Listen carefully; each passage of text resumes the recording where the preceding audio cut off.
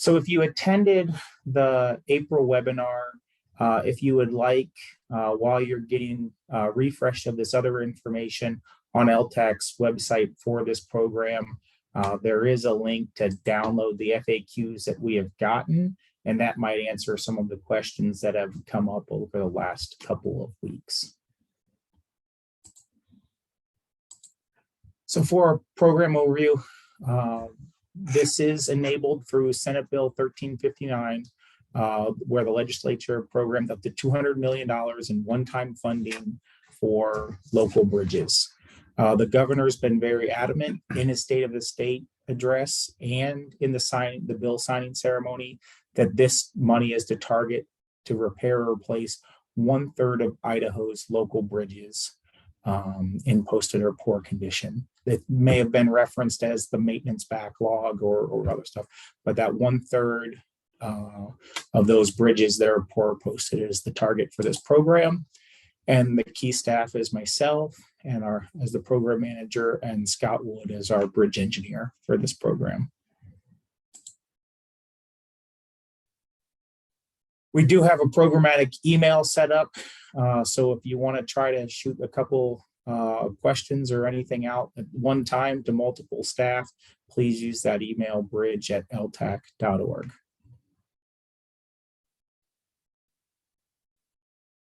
So here's just an overview of the program website. At the end of the presentation, we will do a live walkthrough of the website, the interactive map, and the application.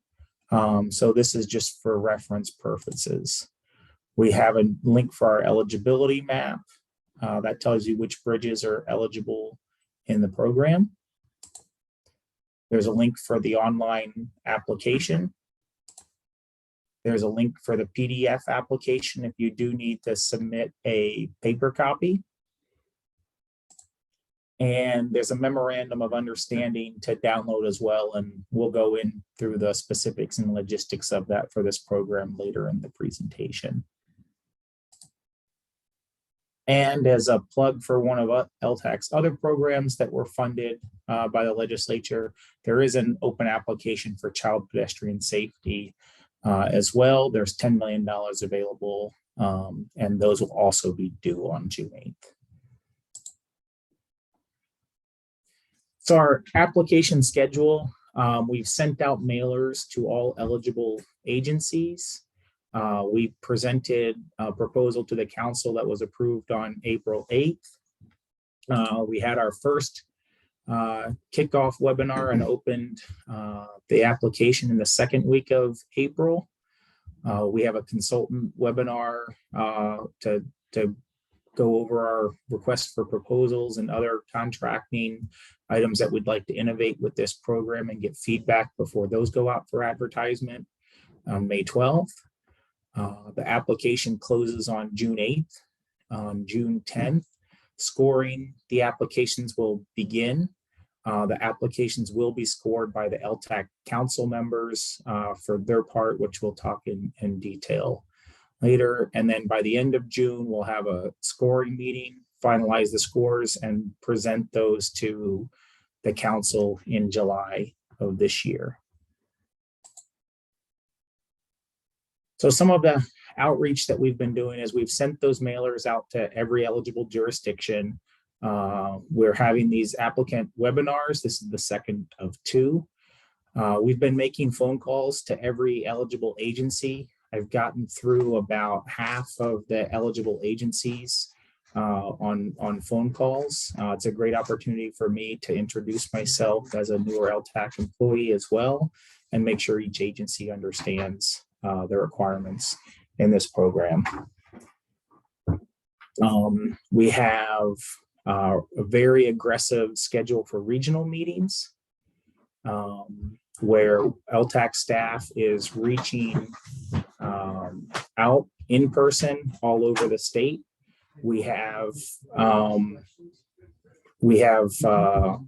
many staff traveling all over, and even, I kind of insert a not so funny joke, but my first couple weeks here, LTAC staff was so far spread out over the state, it was like nobody was in the office because we were in person, and I felt I was the only one that worked here. So we've sent out many email reminders and are constantly updating our website as well.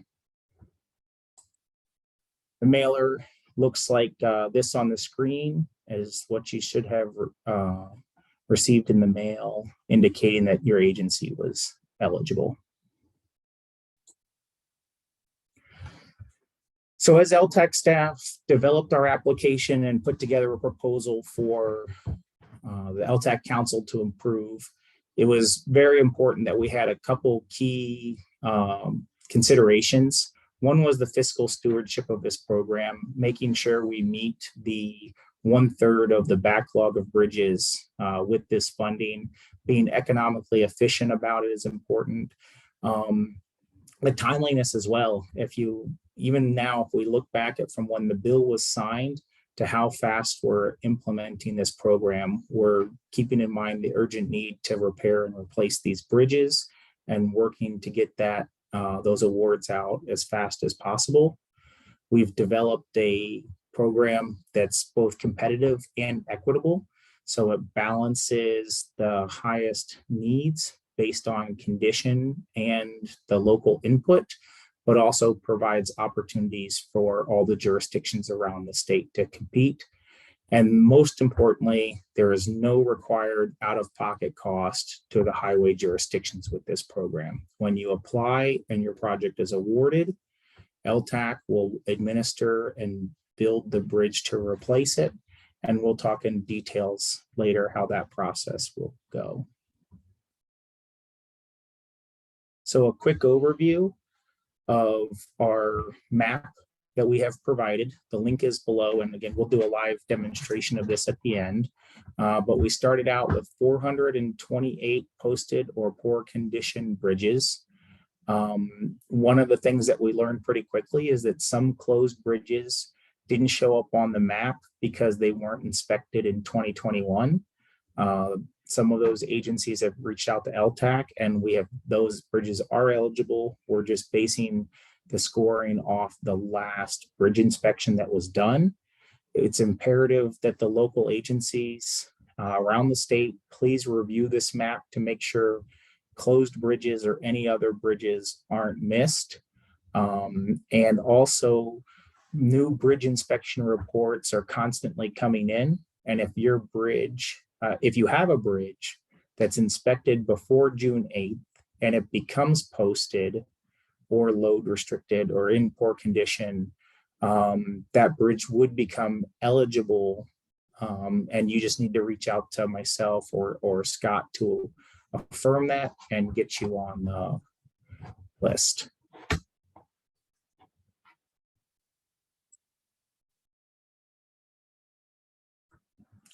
So when we're looking, we have those 428 eligible bridges, but there is an expectation to also fund 1/3 of them. So we were looking at ways to how to right size the pool of applications to minimize the staff and local agencies' effort in selecting the projects.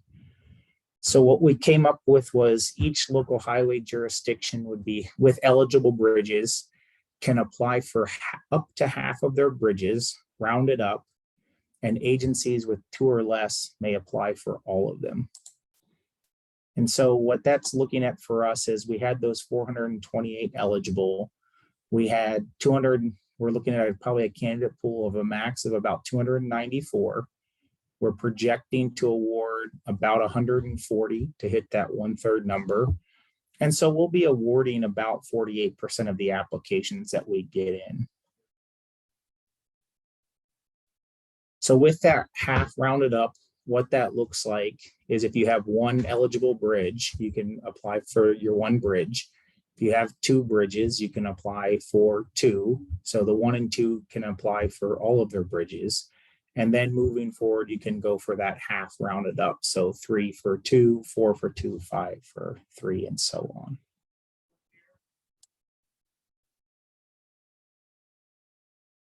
So with this application breakdown, we're getting into information that is a little bit different than previous LTAC programs, and a lot of our one-time funding programs, we limit agencies to just one application.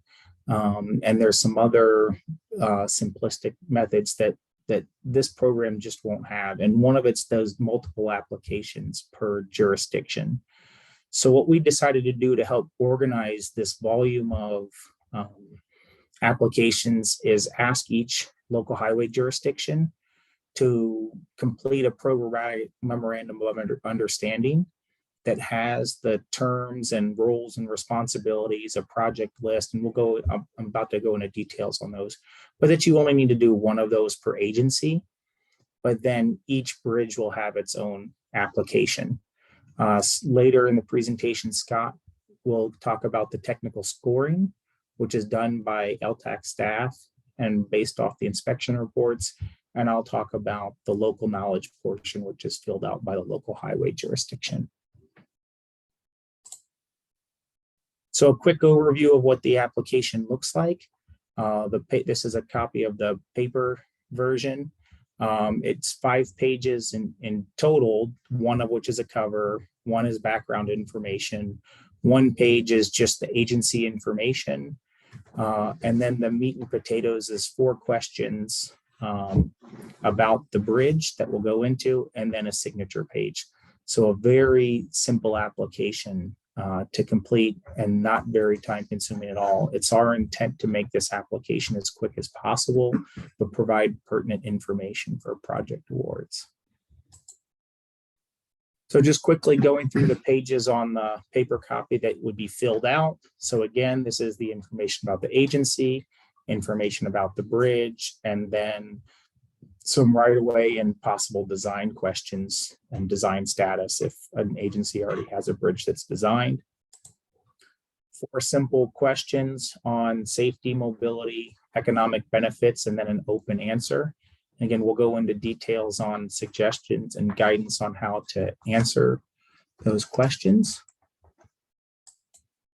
And then a signature page. So now we'll get into the scoring. 75%, which is technical analysis, information from those inspection reports, and that 25% local knowledge input.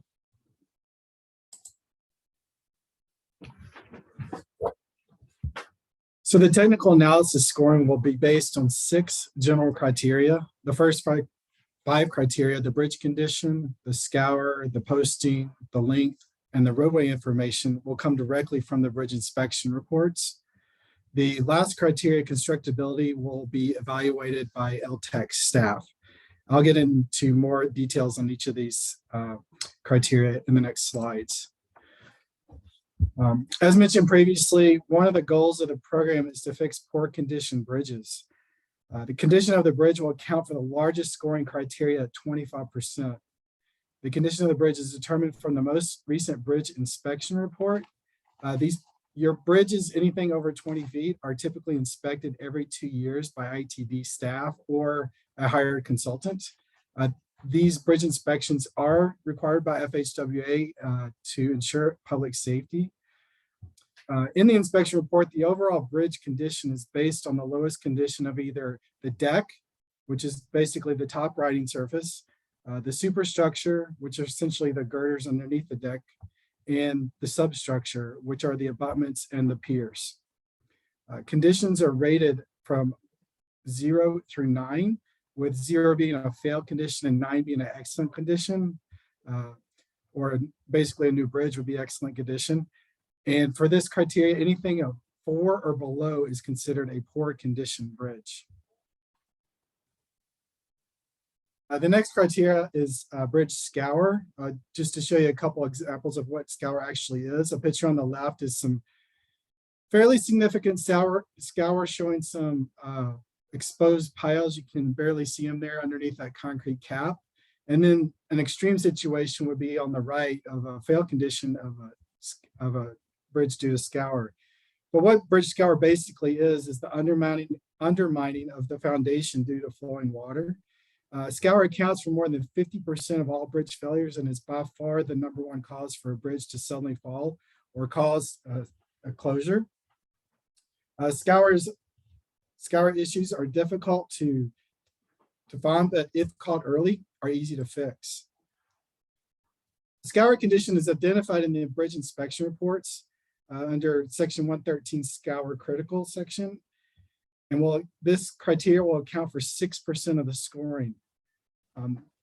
Currently, there's about 105 local Idaho bridges that are considered Scour critical. And a lot of these can just be easily fixed.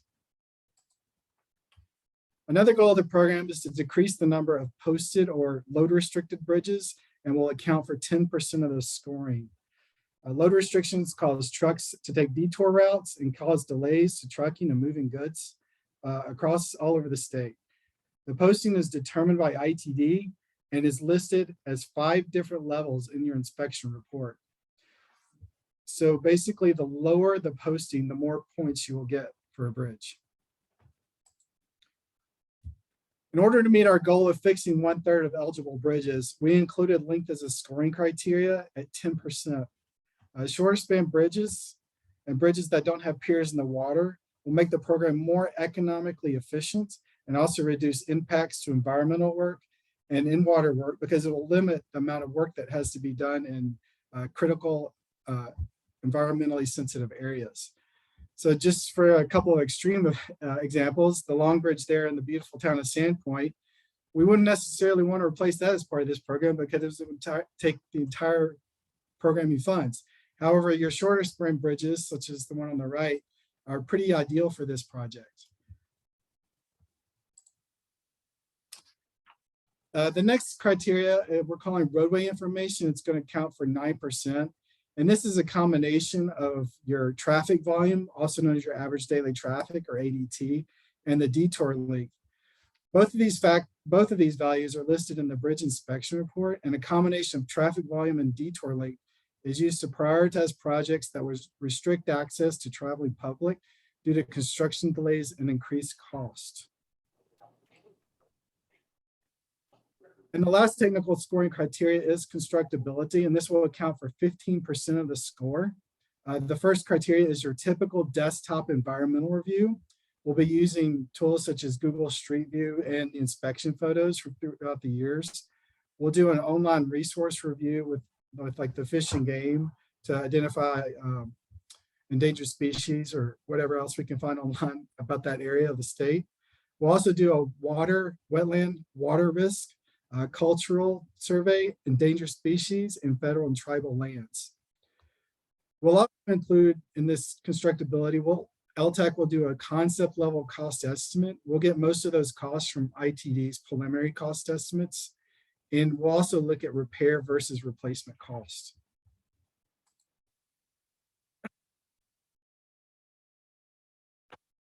So the other part of the scoring is the local knowledge that will be provided by the local highway jurisdiction.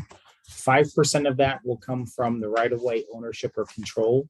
And as with other one-time funded programs at LTAC, the right-of-way ownership is important to have to be able to deliver projects quickly and ensure that the project cost estimate is as accurate as possible. And 20% of the application, 5% each, are 4 short answer questions with a 100-word limit on safety, mobility, economic benefits, and then an open answer to highlight the bridge.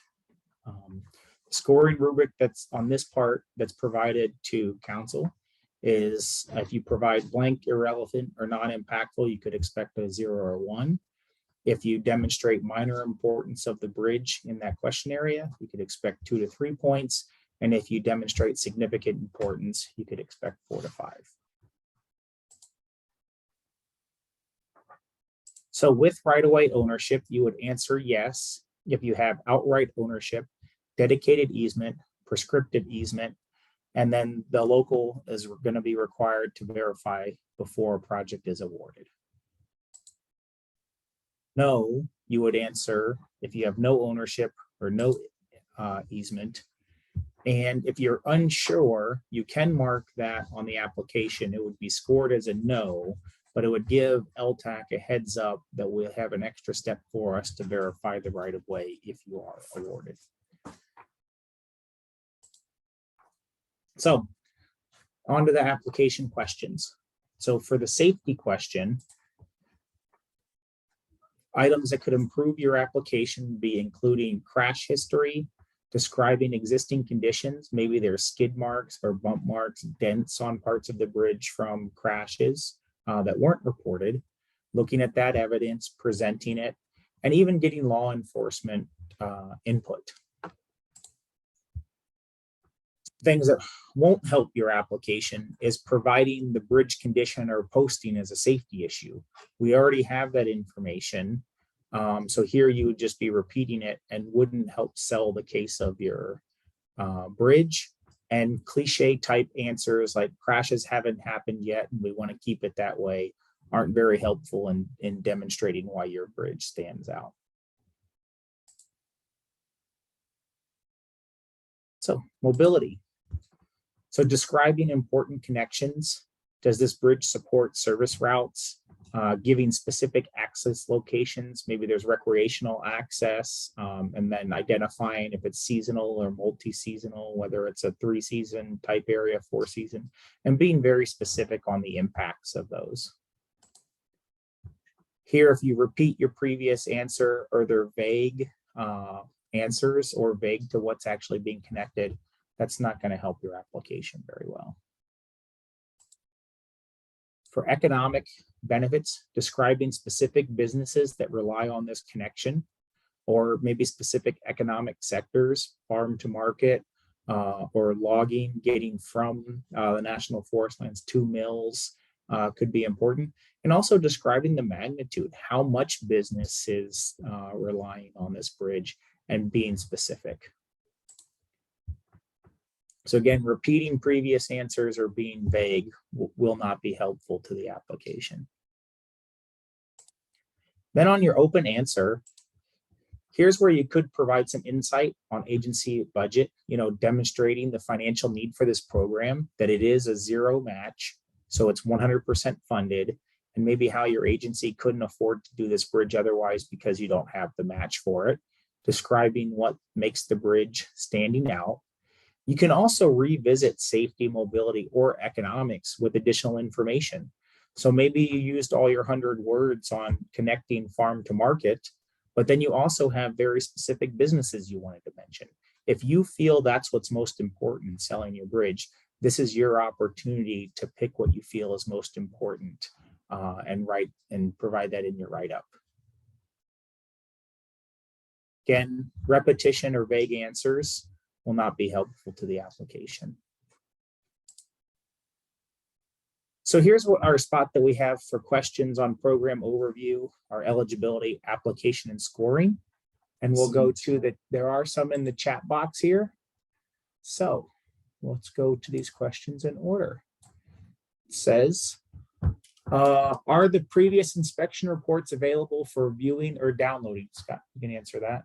Yes, you should be receiving them every time you have your bridge inspected, but if you need a specific one, you can contact me. You can either email me at swood@ltac.org or, never mind. Looks like someone was helping us out in the chat. That was answered in the chat. Thanks, Layla. That was you.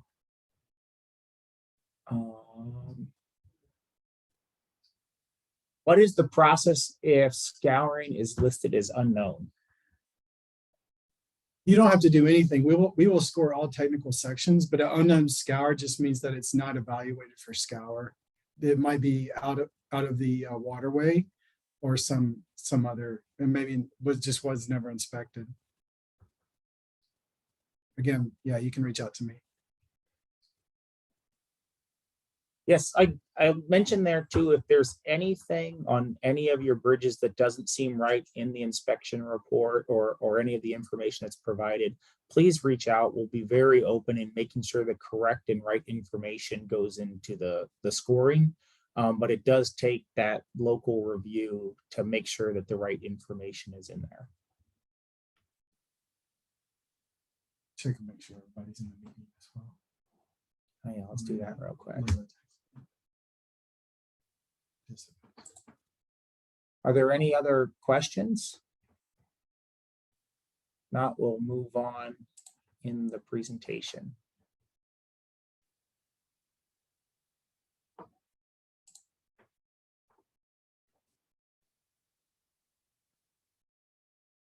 So we are asking for this memorandum of understanding, an MOU, and we'll go in for some of. Really in quick, detail Ken, for I'm some of gonna the I'm gonna information. interrupt you here. We did have one more question on Oh, cool. the All right, let's go. scoring. This is from Daryl Johnson. He's asking about Scour only being 6%. Yes, Scour, it was decided by council to only score Scour at 6%. We included Scour as a separate category because a lot of times Scour can be easy to fix. So we wanted to give it a fairly high value for that. So a lot of times we can just fix the Scour alone on the bridge and it not either be a poor posted bridge. So we scored it at 6%. And we have some further detail further in the presentation about how we're going to classify the different types of projects and how some of those Scour only projects will be pigeonholed a little bit differently as well. So the question came up, how do historical bridges come to play in the process? It's an excellent question. So part of that environmental review does include the cultural review, which does deal with the historical resources and the State Historic Preservation Office, known as SHPO. And depending on the intensity of the predicted historical mitigation that's needed, that'll impact the score for constructability.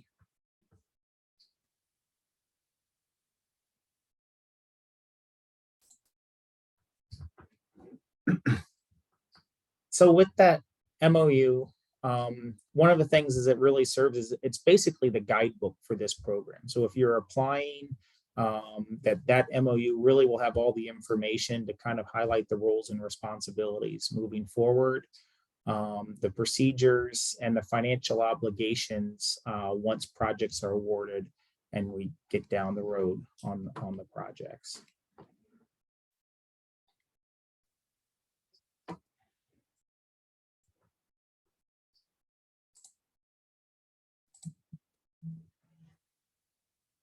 So LTAC's responsibilities, we will be the overall administration for this program.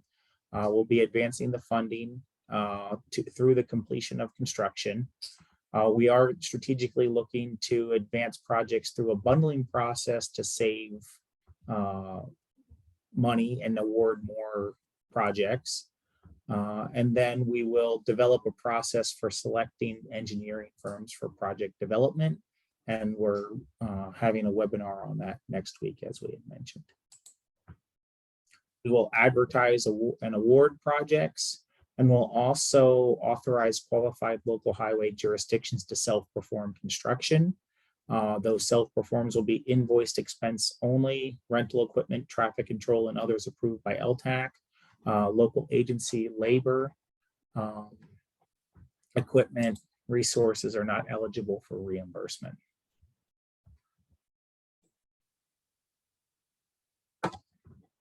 So the responsibilities of the local highway jurisdiction are to prioritize eligible bridges.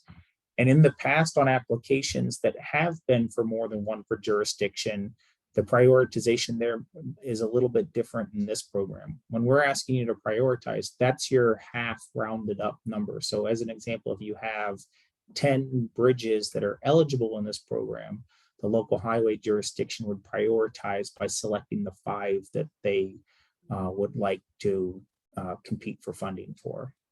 There'll be some administrative stuff similar to other programs. You'll present this memorandum and all its attachment to elected officials at an open meeting. You'll provide a list of applications and provide the resolution, which is included. A template boilerplate resolution is included in the MOU. The local highway jurisdiction will be expected to enter into project agreements. You'll notify LTAC in writing the removal of any of the applications for consideration for program funding or the termination of the MOU. And if eligible, you would request approval for self-construction. So this is one of the most important parts of that MOU, and it's the list of projects that you're applying for. since we're having multiple applications per jurisdiction, we felt it was important to have a list of all the projects that you were applying for. So when the application cycle ends, we can compare the list that you intended for and with the list of applications and make sure that nothing was missed.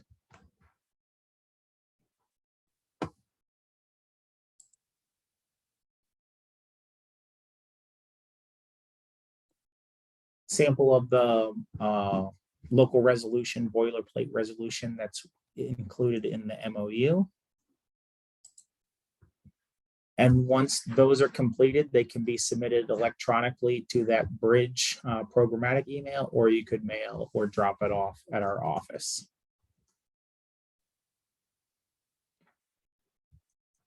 So are there any questions at this time regarding the MOU? It says, is the MOU also due on June 8th? Yes, it is. So that all the applications and MOU are due on June 8th. Give it about 20 seconds in case anyone's typing in their question.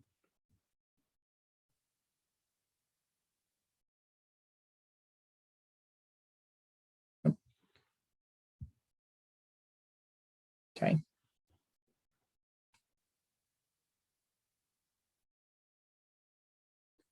Okay, now I'm going to talk a little bit about how we're going to get all this done. The first step after applications are submitted is to just rank the applications. Next, the applications, let me get rid of that. I think they can see that. The next step would be to split these applications and the awarded ones into two different groups. One will be minimal design or simple repairs, and the second group will be full design and construction. After that, they'll be split into rounds of designs and construction, and then after that into bundles. And I'll get into that a little bit more.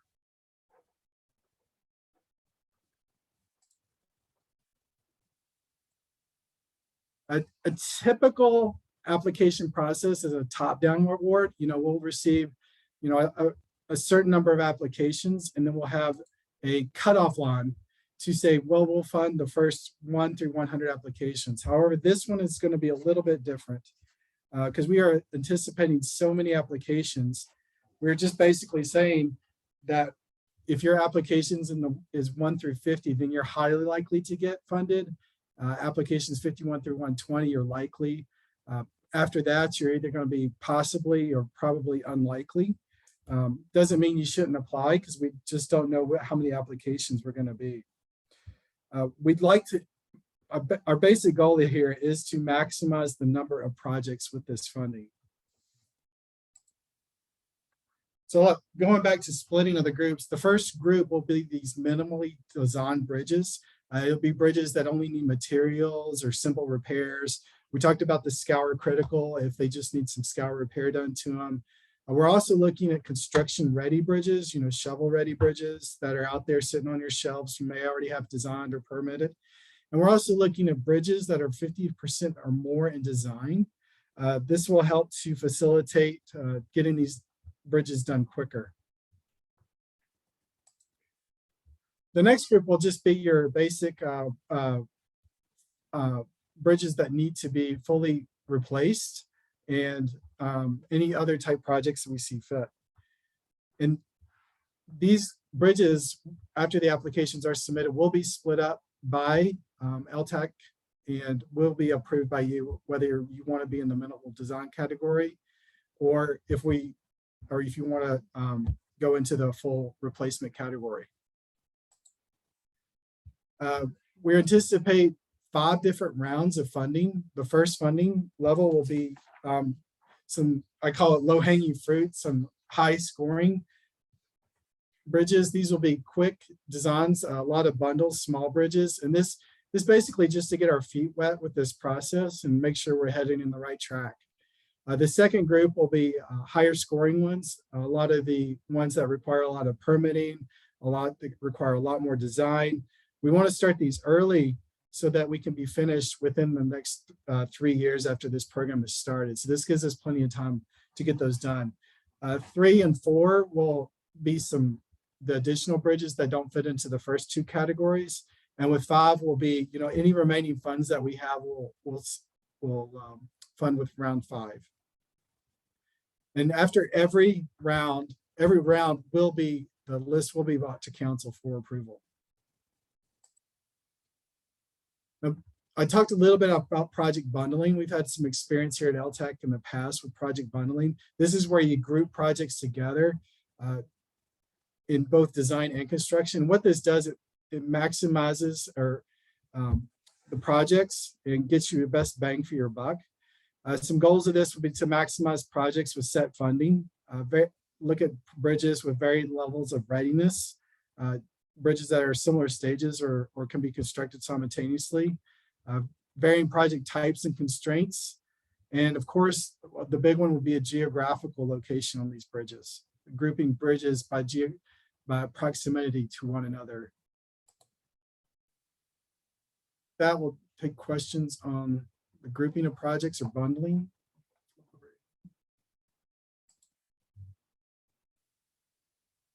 Is it ever true that each requires its own MOU? No, there is a list of where you fill in, you only need one MOU per jurisdiction, and you just list out your bridges within the MOU.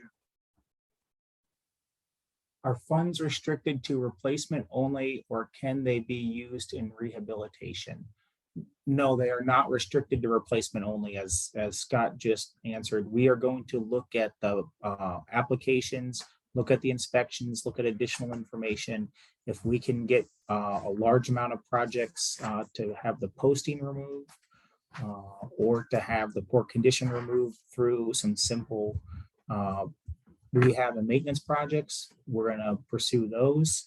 Otherwise, if you have a poor structure or more intensive condition, those are going to be the replacements. And I will add to that, you don't need to identify that in your application. We will assist you with that.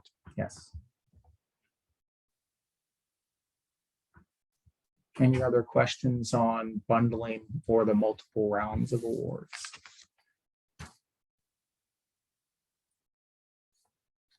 Okay.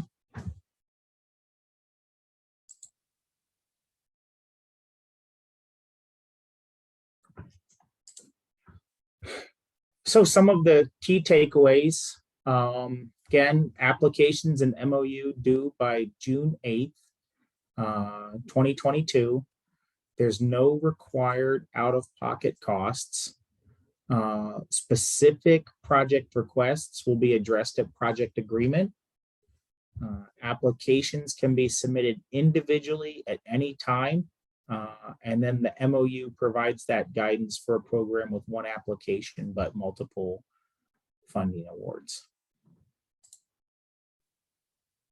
So now we'll go through the online resource walkthrough. I'll do the program website first, then I'll do the bridge map and the online application.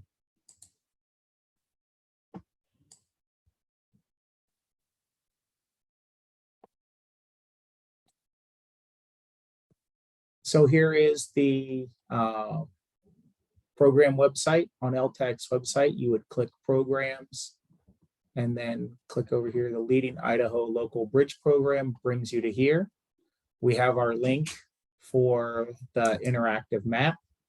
We have our online application portal, some additional instructions if needed, and then our downloads of the frequently asked questions, the paper copy or the hard copy if you need it of the application and MOU. So now we can take a look at the map. And so here's the state of Idaho. All the bridges are mapped out here. You can select by looking by county, city, or local road jurisdiction, or even legislative district. When you get to an area of interest, if you want information about any bridges, there's one up there. You can just select them. Oh, where'd it go? I'm gonna move this a little bit. In the meeting, it's a little bit delayed for me. Let's just say we selected a bunch of bridges. down here below, this is where the basic information. So you get some of the inspection report information here. Here's the condition, the ADT, the deck, the superstructure, and its posted status. You get the bridge key number, which is important for identifying which bridge you're applying for. And if I wanted to download this into an Excel file, I would just click this link right up here. It downloads, and then you get all that information in one file that's being slow to open. And of course, it opened up on my other screen, so I'll drag it over here. And there's all the bridges that I had selected. Okay. And then back to the application.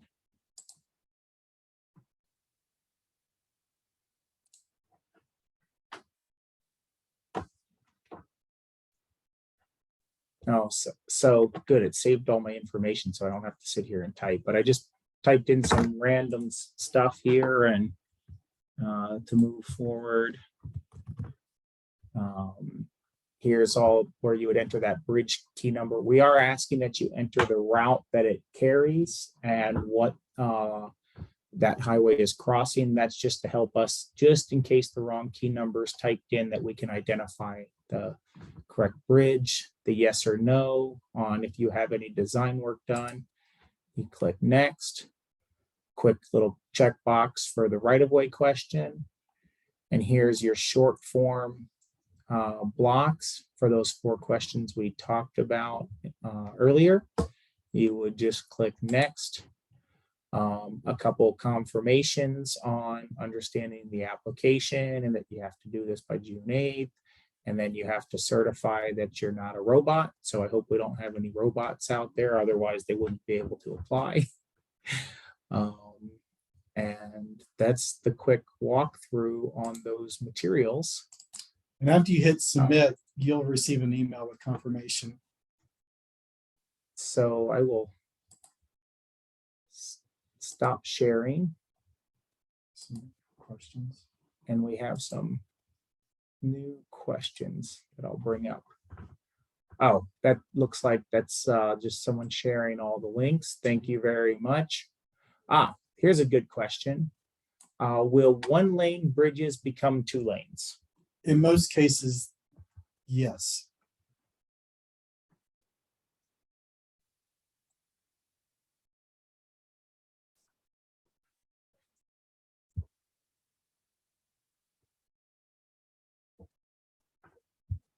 So at this point, participants can either raise their hand and we'll call out for you to ask your question, or you can continue to use the chat box and we'll stay on for a couple more minutes to answer any of your questions.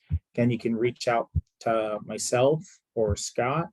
We'd be happy to help any applicant through the process. I still have some more phone calls to make, so if I haven't called your agency yet, I'll be doing that over the next couple of weeks to go over the program one final time with every eligible agency.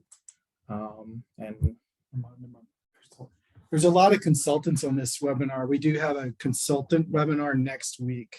There's a sign up on the website as well.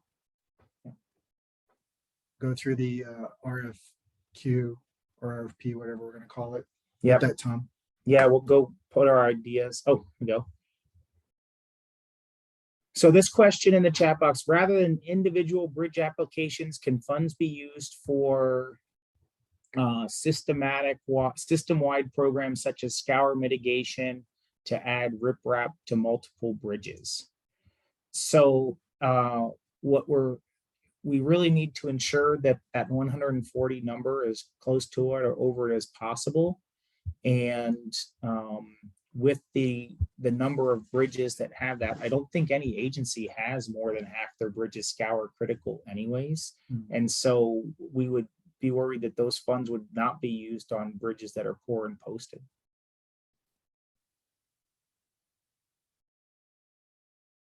The next question is logistics of signature with online app submittal. Yes, so this is an electronic signature via checkbox. That disclaimers on the checkbox that you're submitting, that you are the correct and authorized person to submit that application on behalf of your local highway jurisdiction.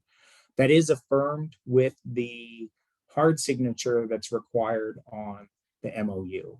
And so that's what helps us with the online application, is that, again, the MOU would be presented to your elected governing board, and we would verify the applications that were submitted. So we are getting a hard copy to signature, a wet signature, to verify everything.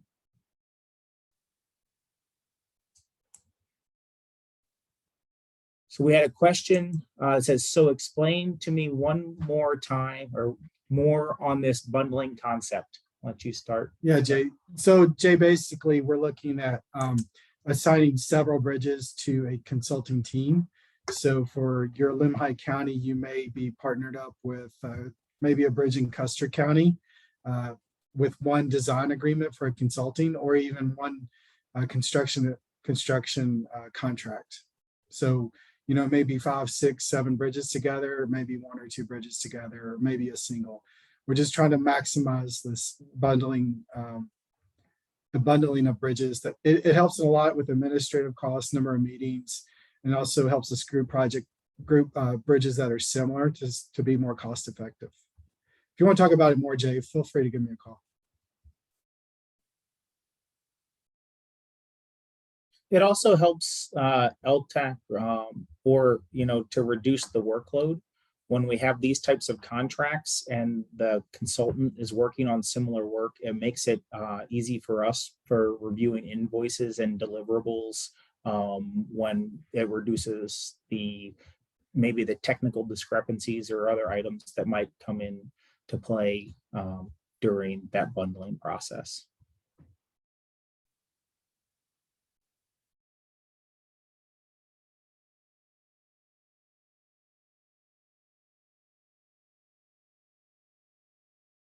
To get an overview of that schedule, with those applications being due June 8th, the applications will be given, you know, via USB stick and some or paper copies if requested by the LTAC council members that are scoring. They'll get those at the regularly scheduled June 10th meeting. We will give our council members several weeks to score. Kudos does go to them for volunteering to score 200 plus applications. That's quite a lift. And after they're done scoring, we'll convene and do some quality control check, combine the scores, and schedule a council meeting sometime in July and present those scores and the first round of awards. And it's important that we meet the governor's target of, you know, 1/3 of the bridges, and we're setting our priority of getting those 1/3 of the bridges completed or under construction within 3 years.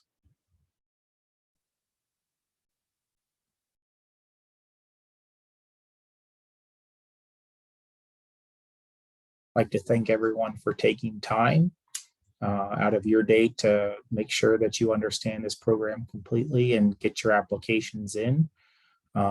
We have been receiving applications and MOUs, so some of your peers are done. They're just waiting to see how they do now. Some of us really like spring activities and wanted to get out there. But they can be submitted at any time, and earlier is probably better because it gives us a better chance to give it a quality control review as well.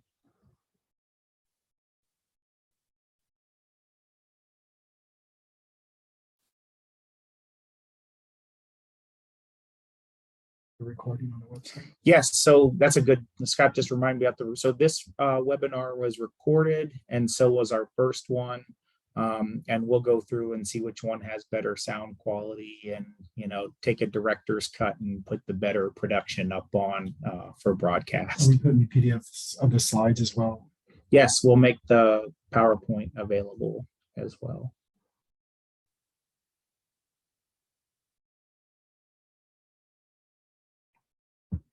So at this time, I'm going to give a last call.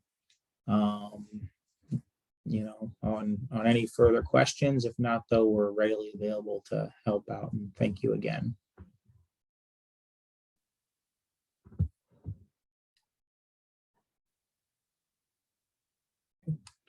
We're going to sign off now. Good afternoon, everyone.